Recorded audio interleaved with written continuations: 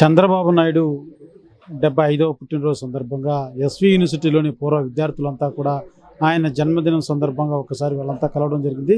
మనతో పాటు చంద్రబాబు నాయుడుతో పాటు విద్యాభ్యాసం చేసినటువంటి ఎస్వి యూనివర్సిటీలో చంద్రబాబు నాయుడు బ్యాచ్మెంట్ అయినటువంటి ఆయన ఫ్రెండ్ ఉన్నారు. ఒకసారి ఆయన అడిగి మాట్లాడేటువంటి ప్రయత్నం చేద్దాం. ఏ రకంగా చంద్రబాబు నాయుడు ఆయన రాజకీయం కావచ్చు, విద్యాభ్యాసం ఏ రకంగా ఇక్కడ ఉండేది, ఫ్రెండ్షిప్ పరంగా ఏ రకంగా ఉండేవాళ్ళు ఒకసారి అడిగి తెలుసుకునే ప్రయత్నం చేద్దాం. సార్ చెప్పండి, చంద్రబాబు నాయుడు మీరంతా ఒకే క్లాస్మేట్గా ఉండేవాళ్ళు ఇదే యూనివర్సిటీలో. ఏ రకంగా ఉండేది రాజకీయ లక్షణం, ఏ రకంగా ఉండేది? అందరితో కొంచెం లిబరల్గా ఫ్రెండ్షిప్ చేసి తనే ముందు ఉండాలనుకుంటాడు ఏ విషయంలోనైనా.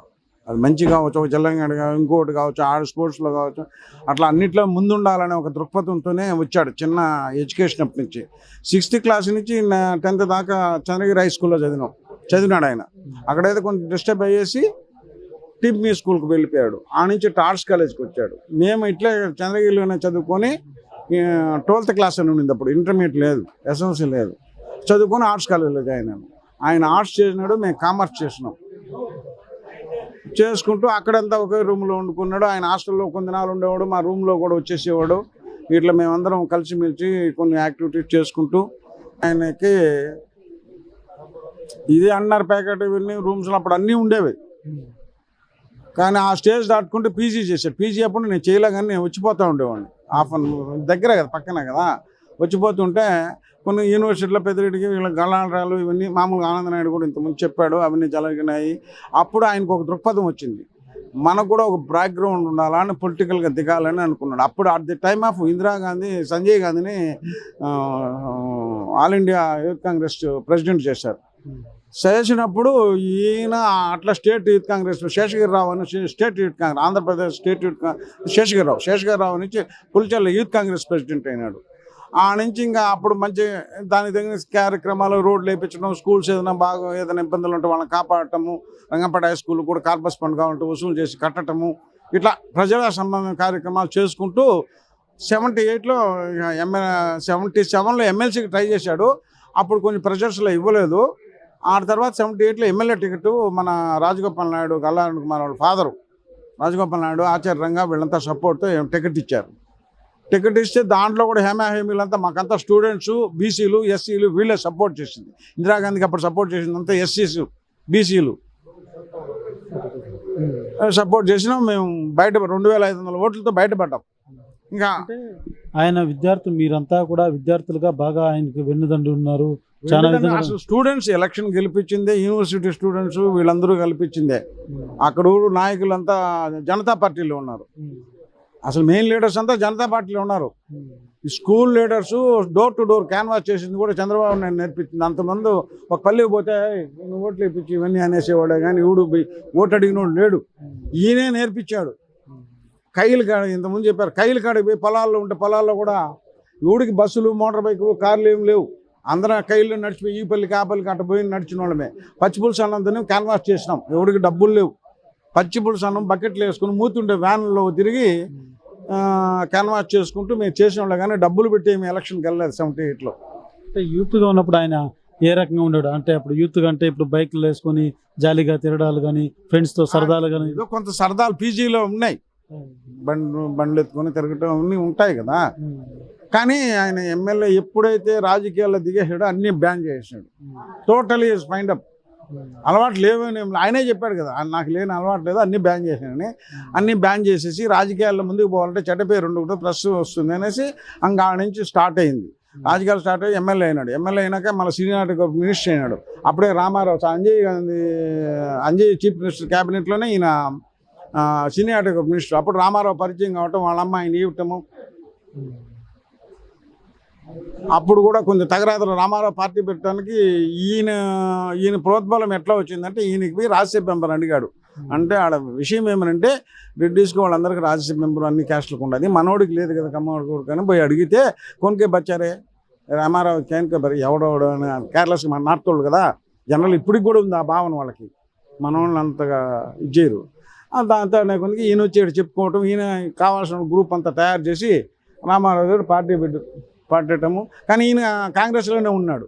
ఉండి ఆ పార్టీలో ఓడిపోయినాడు. ఈయన వేవులు ఎవరంటే మన ఆనందనాయుడు వాళ్ళ ఆయన సర్పంచ్ సర్పంచ్గా ఓడిపోయినాడు ఆయన వెంకటరామనాయుడు, మీసాల వెంకటరామనాయుడు అని అంటారు. ఆయన ఎమ్మెల్యే గెలిచిపోయినాడు రూపాయి ఖర్చు పెట్టుకుని వేవులు. ఇక ఆ నుంచి మళ్ళీ general secretary, TDP general secretary అవ్వటము, ఆర్డీటీ పీరియడ్లోనే 83 నుంచి 89లో హెరిటేజ్ ఫ్యాక్టరీ పెట్టడం, దాన్ని స్థాపించడం, అవి జరగటము, ఈ కాలయాపన అవన్నీ జరిగినాయి. ఇదే యూనివర్సిటీలో పెద్దిరెడ్డి రామచంద్రారెడ్డి కూడా ఉండేవాడు. వాళ్ళిద్దరు వైరం ఎలా ఉండేది అంటే చంద్రబాబు నాయుడు కానీ పెద్దిరెడ్డి వ్యవహారాలు వద్దంటా ఉంటే కూడా గ్రూప్ లీడరే, కానీ వ్యవహారాల ముందు ఉండేవాడు, దాని వెనకాల ఉండేవాళ్ళు. ఇప్పుడు ఆనంద నాయుడు కొట్టి పెట్టినారు, వీళ్ళు వాళ్ళని కొట్టడం ఇవన్నీ చెప్పారు కదా, ఆ విధంగా ఉన్నాయి.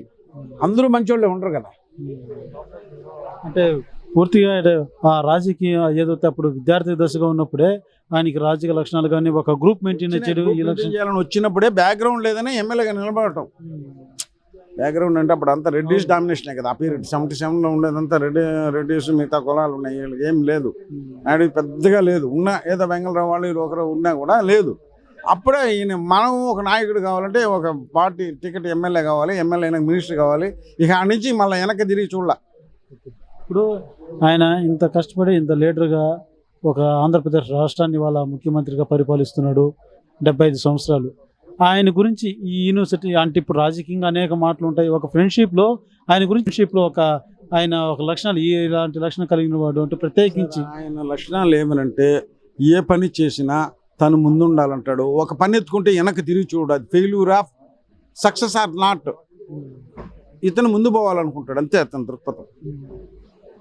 వెనక్కి తిరిగి చూడు ఒక పని అనుకునేస్తానంటే. ఆయన కూడా కొన్ని అలవాట్లు ఉన్నాయి, అన్ని మానేశాడు అన్నీ అన్నాడు. చిలిపితనం ఇప్పుడు కుర్రతనం అంటేనే అప్పట్లో యూనివర్సిటీ అంటే మామూలుగా జనరల్గా ర్యాగింగ్లో చిలిపిగా అంటే ఎటువంటి లేడీస్ విషయంలో తక్కువే. ఈ ప్యాకెట ఇవన్నీ అన్నీ ఉన్నాయి, అన్నీ ఉన్నాయి, ఏం డౌట్ ఏం లేదు దాంట్లో. A to Z ఉండింది, అన్నీ మానేసాడు.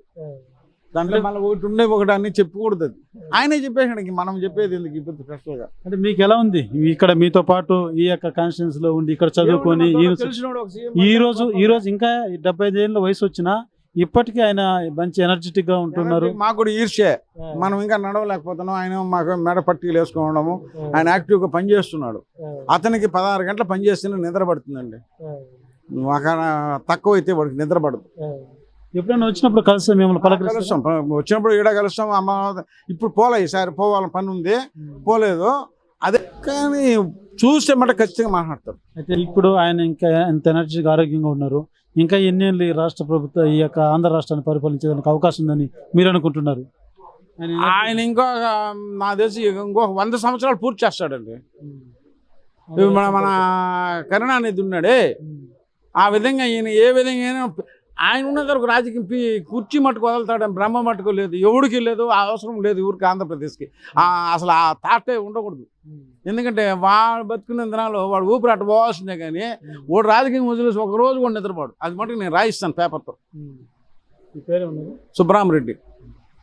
చూస్తున్నావు, చంద్రబాబు నాయుడు రాజకీయం అంతా కూడా యూనివర్సిటీలో మొదలైంది. ఇక్కడ విద్యార్థి దశలో ఉన్నప్పుడే ఆయనకంటూ పట్టింది ఆ యొక్క ఏదైనా ఒక పని చేపట్టాలంటే దాని మీద నిబద్ధతతో ఉండి దాన్ని సాధించేంత వరకు కూడా పట్టు వదిలేటువంటి వ్యక్తిత్వం చంద్రబాబుది కాదు. ఆ రకంగా అనేక ఏదైతే విద్యార్థి దశలో ప్రతి విద్యార్థి ఎటువంటి ఎంజాయ్ కావచ్చు, ఒక బాధ్యతాయుతం కావచ్చు, ఏ రకంగా మెలుగుతారో అన్నీ కూడా చంద్రబాబులో కూడా కనపడేటివి.